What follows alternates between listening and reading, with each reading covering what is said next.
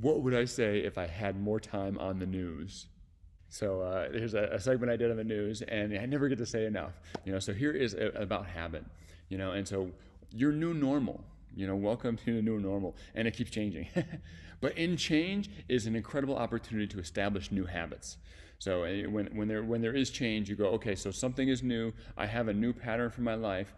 What am I going to do about that? And some people wait until they they surf it down before they institute some good habits. And a lot of times it's already too late. They've already gotten into a rut before they've gotten those habits in. So as you are starting a new job or beginning something new or stepping into a different level, is try to find a way to keep some good habits in place.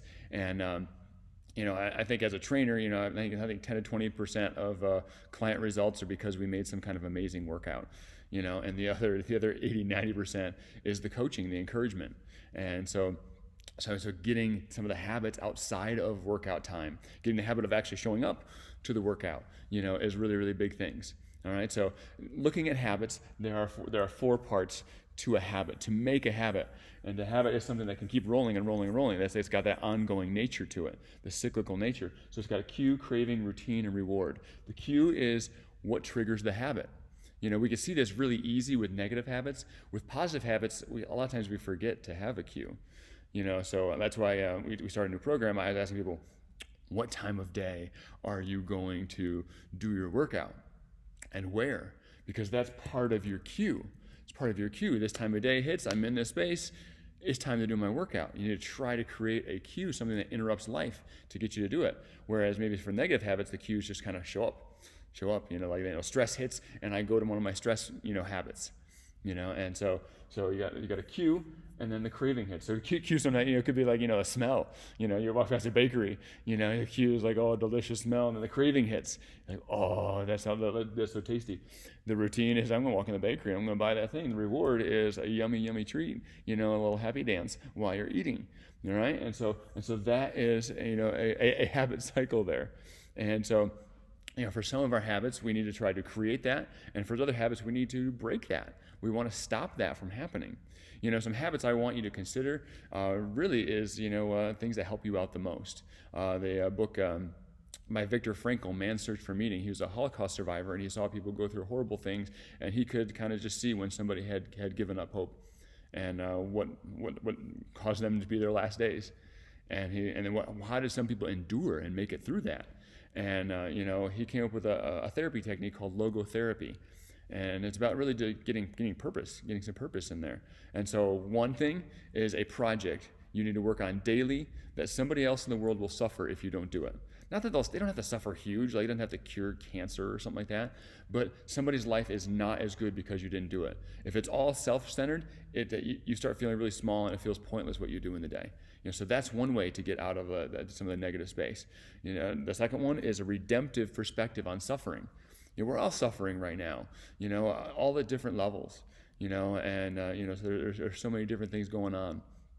But if you see suffering as it just stinks and that's it, it's the end of it, you don't do as well. You get hopeless fast and you give up quicker, and it becomes, a worse life or a shorter life, because of. And so redemptive perspective on suffering is that there is actually post-traumatic growth that is available. And so he believed that, and as far as anybody can believe, as somebody who's been through his life experiences and seen that, I'm going to go with that. That's way more than I've ever experienced. So a redemptive perspective on suffering is the suffering can refine you and make you a better version of you. Is one of the big ideas there. And so not that you need to find suffering, but you need to find the redemptive value in the suffering and the challenge that you're facing. And then the third one is close, unconditional relationships with people who accept you as you are. And so those are habits I'd like you to start working on. All right. So maybe you can't, redemptive perspective on suffering is really just focusing on what can you grow and build from this tough time. All right. What can make you better out of this tough time? How can you use this learning new hard stuff to become a better person?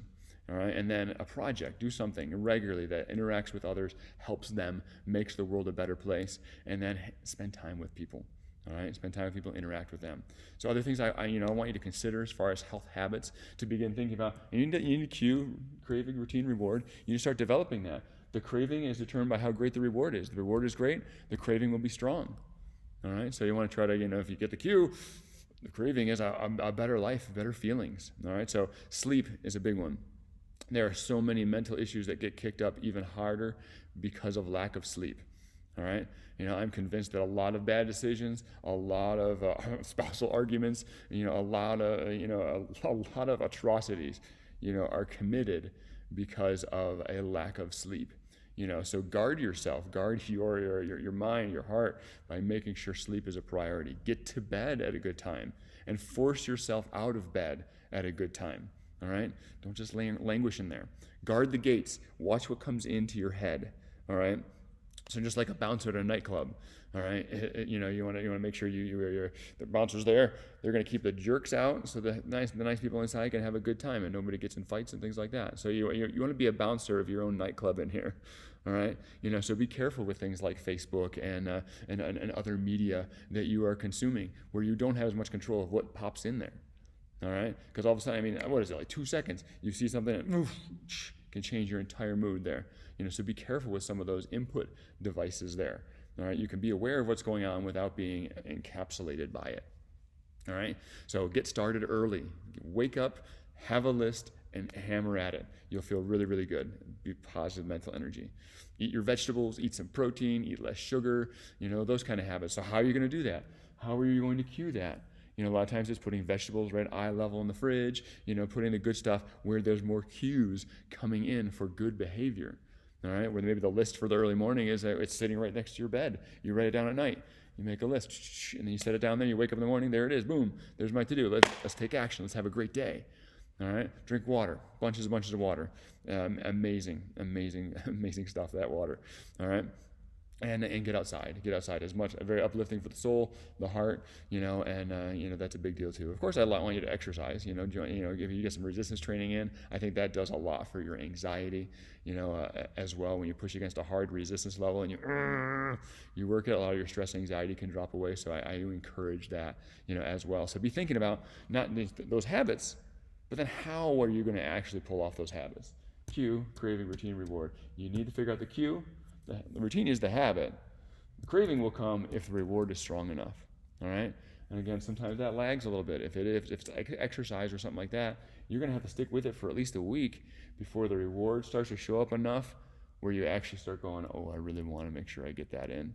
At first, you won't have a craving. You won't have a craving for that. And so you need to really fight for it and maybe make some other reward that's connected to it until the longer term reward shows up. So that's what I would say if I had more time on the news. Have fun, be safe. God bless.